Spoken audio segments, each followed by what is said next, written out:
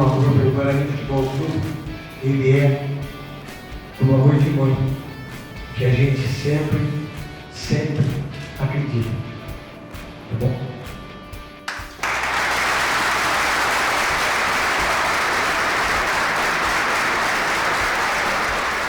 Receber o Neto, craque Neto aqui hoje, no Guarani Futebol Clube, uma tarde histórica.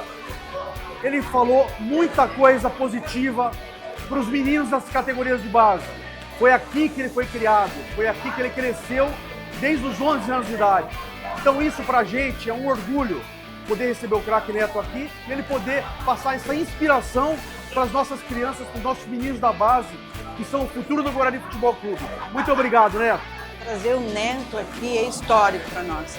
Foi uma emoção imensa receber, ver o carinho, isso é uma referência.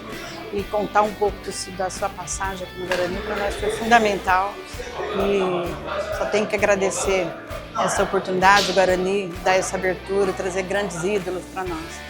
Cara, de suma importância, né? Uma presença como o Neto aqui, a gente teve essa iniciativa de poder convidar ele, porque eu vi ele um comentário que ele fez no Instagram do clube, né? Uma outra palestra que teve aqui, que ele gostaria de estar aqui, a gente bate pronto, eu entrei em contato com ele, ele não hesitou em nenhum momento vir aqui falar com os meninos. Para nós foi muito gratificante ter a presença dele com a experiência que ele tem criado e vivido aqui embaixo dessa bancada. Então, para nós é uma honra, uma felicidade muito grande. O Guarani só tem a ganhar, cada vez mais que a gente consiga trazer esses ídolos para dentro do clube. O João Paulo trabalha aqui conosco, o Neto está vindo aqui, então a gente vai cada vez mais fazer essas iniciativas que a gente precisa trazer, resgatar a imagem do Guarani com esses jovens adolescentes que estão aqui. E que a palestra de hoje a gente sai daqui diferente, né?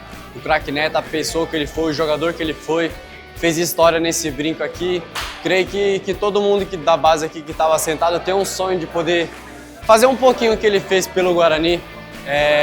Todo mundo aqui sai daqui diferente hoje, tendo um espelho do craque Neto. Na verdade, eu fiquei tão feliz dos meninos estarem todos focados, né? Naquilo que eu falei, poder contar a minha história quando eu cheguei aqui 13 de novembro de 79, de falar dos gols que eu fiz com o Guarani, de ter ideia que é vestir uma camisa como essa. O Guarani, ele